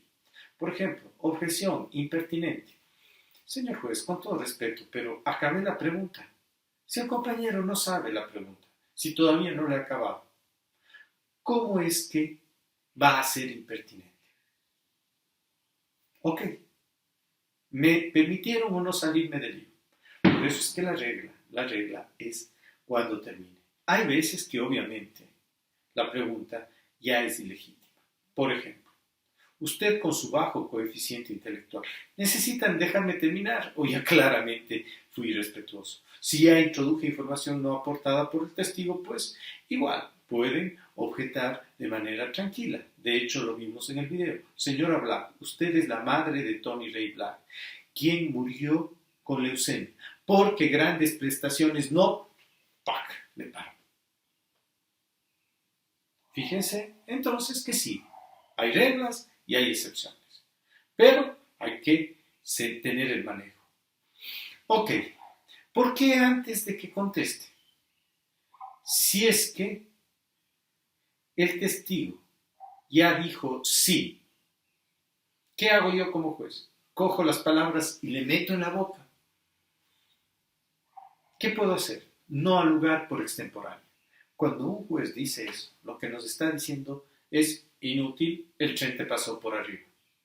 Duro, sí, pero es mejor decirlo con todas las palabras y tener claridad sobre los conceptos. Pues bien, con esto básicamente terminamos las objeciones.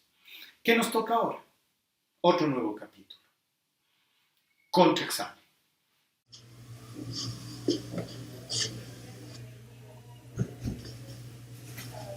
Su mano izquierda sobre la Biblia y la derecha arriba. Jura decir la verdad y nada más que la verdad en el nombre de Dios. Lo juro. Tome asiento, por favor.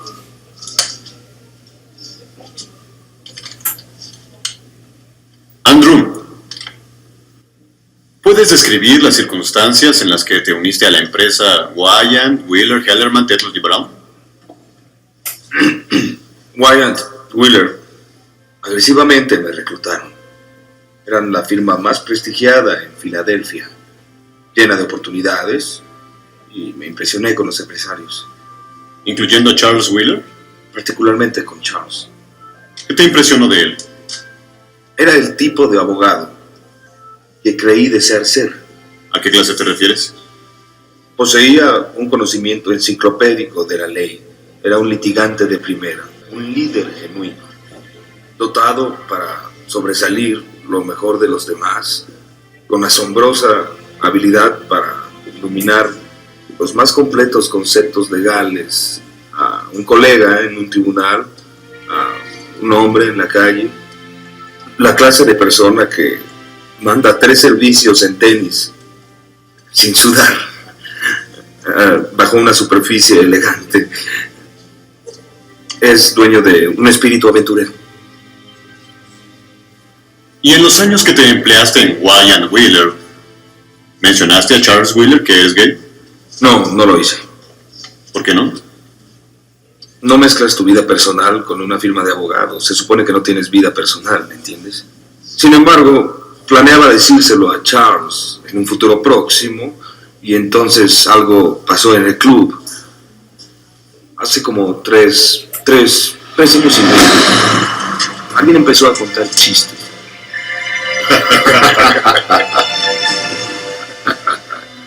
¿Cómo le dicen a una mujer que además de tener maestrías es ligera de cascos? No lo sé, Roger. ¿Cómo le dicen? Una ramera muy ilustrada. Conozco a alguien así. Oye, Walter, ¿cómo simula un afeminado un orgasmo? Te vacía un yogur en la espalda. Eso me recuerda a mi peinador. ¿Cómo te hizo sentir? Aliviado de no haberle dicho que soy gay. Fue un gran alivio. Está bien. ¿Eres un gran abogado, Andrew? Un abogado excelente. ¿Qué te hace ser excelente? Amo la ley. Conozco la ley, elevo hasta la excelencia su práctica. ¿Qué es lo que más amas de las leyes? Bueno, muchas cosas. Pero, ¿qué amo más de las leyes? ¿Sí? Es que en ocasiones, no siempre, pero en ocasiones, llegas a ser parte de una justicia que se aplica, y eso es realmente emocionante cuando pasa.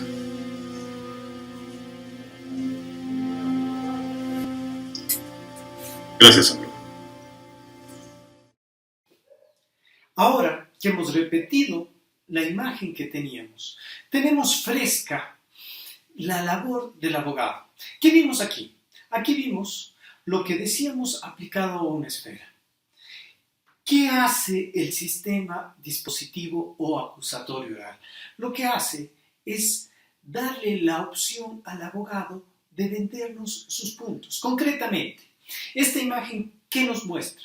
Nos muestra de manera potente cómo un abogado nos vende a su cliente, cómo es capaz de tratar de seducirnos y llevarnos a que nos compremos el retrato que él quiere hacer. Como habíamos dicho ya en una clase anterior, ese retrato es o no de una persona justa, es o no de un buen sujeto. Fíjense cómo un abogado hábil puede trabajar en ese tema. Ok, pero esto que es aplicable a esta esfera, ya vamos a ver otro video de un contraexamen más adelante, de otro video que también ya vimos, el caso de acusados. Ahora vamos a ver más adelante el contraexamen. Y en ese caso no vamos a ver tanto el venderme a la persona. Vamos a ver cómo en este caso el abogado nos vendió, como ya vimos, a la historia, a qué fueron los hechos, y después vamos a ver el choque, el contraste. Entonces, Recapitulemos, resumamos, ¿qué hace el sistema dispositivo oral o acusatorio oral? Pues lo que hace es, ¿qué pasaba antes? Antes el interrogatorio y el contraexamen eran conducidos evidentemente por el juez. El juez era un burócrata que hacía el papel de los dos. ¿Cuál es el problema? El problema es que, como funcionario público que es, él no tiene interés en los casos. Y por tanto, si ustedes recuerdan, si alguna vez vieron un interrogatorio y un contraexamen en el antiguo sistema, eran así de potentes. ¿Por qué no eran potentes? Porque el motor del sistema dispositivo o acusatorio oral son los intereses de las partes. ¿Cómo este sistema sabe que va a haber grandes interrogatorios de información de alta calidad? ¿Por qué? Porque sus intereses hacen que el abogado me los venda de la mejor manera posible. ¿En qué esferas? En la esfera que acabamos de ver, en la más delicada, venderme a su cliente. Pero solo eso, no. Además de eso, va a tratar de darme su historia de la manera más clara y precisa posible. Me va a destacar los puntos que me interesan y además me va a tratar de dar credibilidad. Todos estos aspectos de la manera más fina, con las mejores estrategias posibles. ¿Cuál es la idea? La idea es que tengamos la mejor versión posible de este lado. Con esa información de tan alta calidad, el juez podrá ver la mejor cara posible de la teoría de caso, de la hipótesis de quien en este momento interroga. Pero claro, esto sería enormemente injusto si es que no hubiese un contraexamen. Ahora que tenemos una imagen mental de la impresión que nos produjo este señor, veamos si es que cambia o no. ¿Qué pasa ahora cuando entra en juego el otro lado? Y de hecho, vamos a dejar que se dé incluso el redirecto. Ya hablaremos de esta figura. Pero bueno, yo quiero que ustedes se graben la imagen que tienen ahora, la imagen que les va a quedar luego, e incluso la imagen que sigue. Traten de hacer ese ejercicio. Va a ir de corrido el contraexamen y el redirecto. Pero cuando se acabe el contraexamen, mentalmente hagan el corte. Ya hablaremos eso el día de mañana, qué es el redirecto. Pero por ahora queremos centrarnos en esto. Fíjense cómo la confrontación, el principio de contradicción, produce efectos muy concretos en litigios claramente establecidos. Cómo esto en la práctica es realmente relevante. Mencionó antes que aspiraba a ser del tipo de personas que poseen un espíritu aventurero. ¿Es correcto eso? Algo parecido. ¿Corre riesgos? En mi trabajo, sí, riesgos calculados, es ineludible.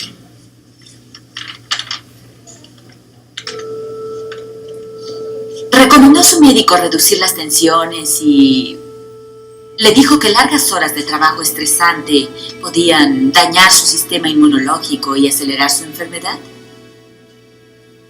Me mencionó el impacto del SIDA. Perdón. Mi doctor dijo que las tensiones afectarían mi sistema inmunológico.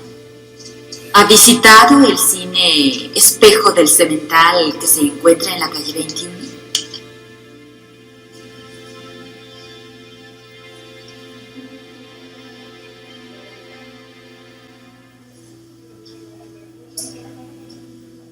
Estuve en ese lugar 3 veces en mi vida. ¿Qué tipo de películas se exhiben ahí? Para homosexuales. ¿Películas pornográficas para homosexuales? Sí. Objeción, señoría.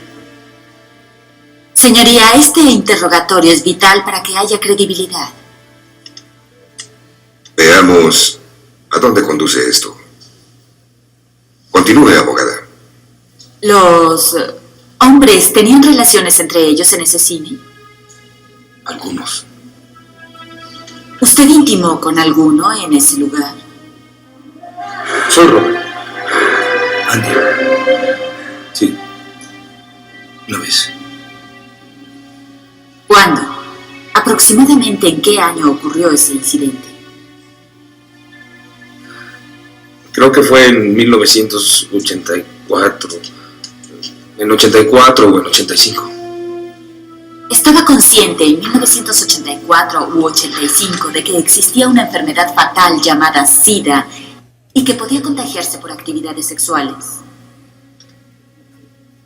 Había oído algo, escuché algo. La plaga gay, el cáncer gay. No sabíamos cómo se contraía ni que pudiera matarte. ¿Quiere descansar, señor Beckett? No, pero quisiera un poco de agua. John, ¿quiere dar un poco de agua al señor Beckett, por favor? Al estar empleado en Wyatt Wheeler, hizo todo lo posible porque nadie supiera que era usted un homosexual activo. ¿Es correcto eso? No es correcto. Nunca mentí al respecto.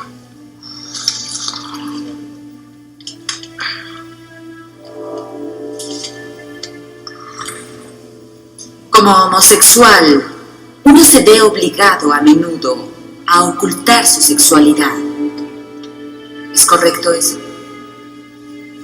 En ciertas circunstancias, sí. ¿No es verdad que toda su vida ha simulado ser algo que no es, tanto que el arte del engaño y la deshonestidad se volvieron de naturaleza secundaria? Señoría, protesto. Me retracto. Señor Beckett, ¿vivía usted con Miguel Álvarez en 1984-85 cuando vivió su encuentro sexual anónimo en el cine pornográfico? Sí. Así que pudo haberlo infectado, ¿no es cierto? Miguel no ha sido infectado. No contestó a mi pregunta. Pudo haber infectado al señor Álvarez en esa época, ¿es correcto?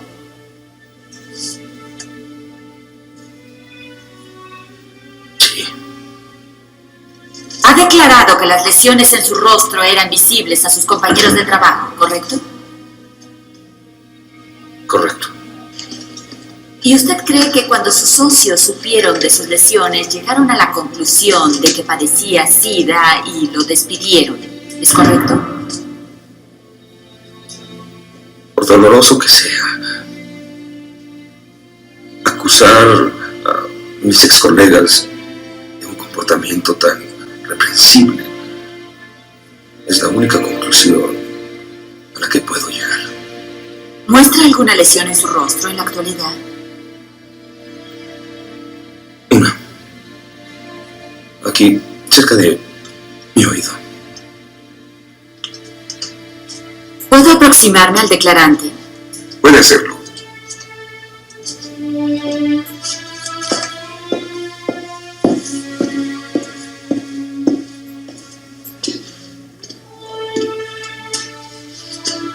Recordando que está bajo juramento, conteste con la verdad.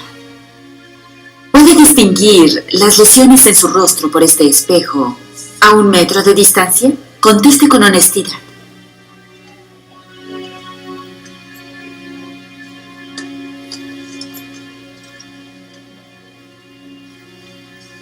Cuando fui despedido, tenía 4 lesiones más visibles. Concrétese a la pregunta.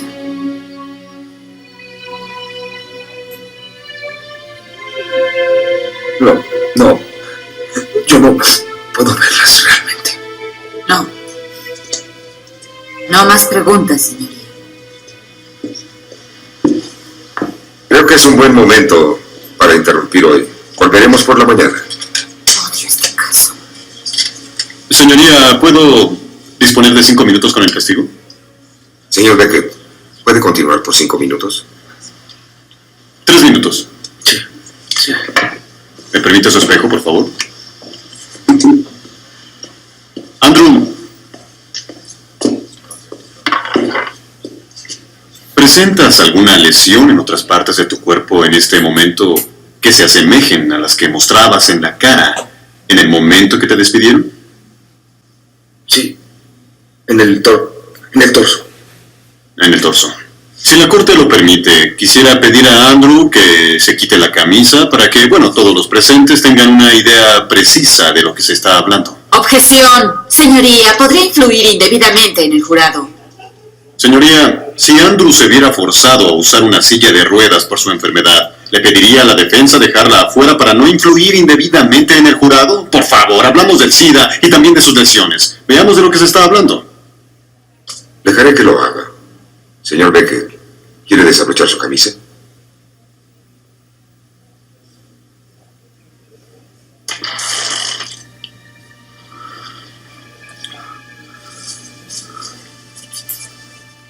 Dios mío, es una pesadilla. Él se lo buscó.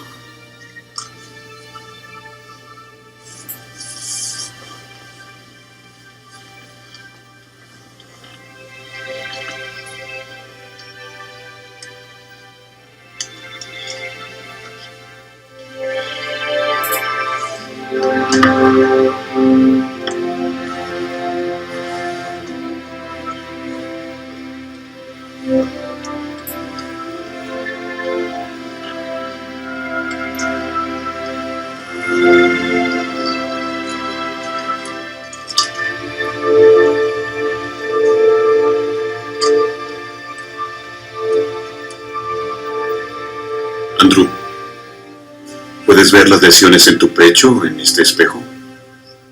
Sí. Gracias.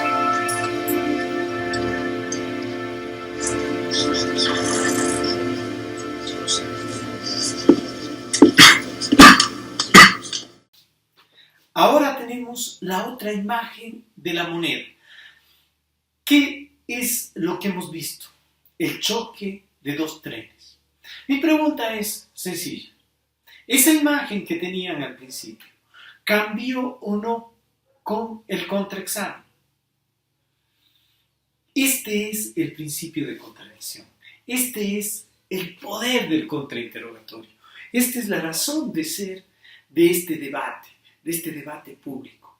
El poner a prueba todo lo que habíamos hecho. Vimos cómo el abogado propio nos vendió al testigo. Fíjense ahora lo que sucede, cómo cambian la cosa. Los puntos que se atacan. En el primer término, en la primera parte, se ataca, por ejemplo, cómo esa enfermedad podía afectar efectivamente su trabajo. ¿Dónde está la importancia de esa parte? Oye, yo sostengo haber sido despedido por ser gay y tener SIDA. La otra parte de la historia es, no teníamos idea. El problema es que bajaba su rendimiento. Y esto es lo que pone en escena la abogada al mostrar cómo la enfermedad lo iba debilitando. La segunda parte es realmente dura. Nos muestra la vida desordenada, licenciosa. Ahí viene todo lo del cine, del espejo, del cemental. Sí. El contraexamen, como les decía, no es un ramo de rosas con una invitación al parque. Eso no está haciendo la abogada con este testigo. Claramente, el contraexamen es un ejercicio duro. Y esto lo tenemos puesto en escena y vivido en esta parte. La tercera parte genera el hecho que habíamos dicho. Nos quiere vender como un hombre sincero, un hombre justo. Nos está o no mostrando que no es tan sincero, que no fue sincero con su pareja, que el hecho de ser gay le obliga en muchas ocasiones a no reconocer lo que ha hecho y en concreto que a sus patronos no lo dijo. Se dan cuenta cómo ese retrato va variando, va tomando otro ángulo.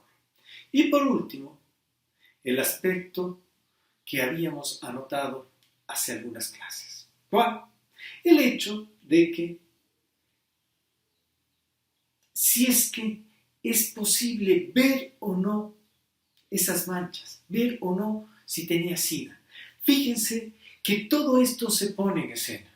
En el un lado veíamos las fortalezas. quién es esta persona. Ahora vimos o no las debilidades. Fíjense que eso es el ejercicio del principio de contradicción. Esta es la riqueza que nos permite hacer el contraexamen. Ahora, ya teníamos la información de mejor calidad, con los aspectos más finos de por qué creerle. Fíjense que ahora entra en escena el otro lado, los aspectos más duros, ¿por qué no creerle? Y con información de altísima calidad, en uno y otro sentido, ahí es cuando el juez puede tomar decisiones judiciales. Este es el paradigma dispositivo o acusatorio. No quiere decir que yo sea como ciertas personas que son realmente fanáticos en este tema. Por ejemplo, por aquí debo tener, déjenme ver, sí, aquí está, este libro, Bailey. ¿Quién es Bailey? El título es ¿Cómo se ganan los juicios? El abogado litigante de Lee Bailey. Bueno, esta parte, ¿cómo se ganan los juicios?, es de la traducción argentina para vender libros. El libro en inglés realmente es la segunda parte, el abogado litigante. Les decía, ¿quién es Lee Bailey? Pues no, casi nadie. Es uno de los abogados del Green Team. ¿Cuál? Ese grupo de abogados que defendieron a O.J. Simpson. Y él, por ejemplo, para mí es un poco fanático en este tema. Él nos dice que el contraexamen es una herramienta más poderosa que la bomba atómica, que saca a relucir. Oye, yo lo matizaría. La verdad es que es una herramienta poderosa. Pero eso no quiere decir que muchos testigos mentirosos no se salgan con la suya, que muchos abogados inútiles no pongan en escena debilidades. No es una varita mágica. Hay que ser mayores de edad y tener claro en eso. Pero ¿qué sí genera en un sistema sano? En un sistema sano lo que genera es un riesgo concreto. Y con un riesgo concreto todos nos portamos bien. Por ejemplo, el SRI nos creó o no un riesgo concreto. Y hoy día, más o menos en el tema tributario, todos nos portamos bien. Fíjense cómo cambió la sociedad ecuatoriana en ese tema.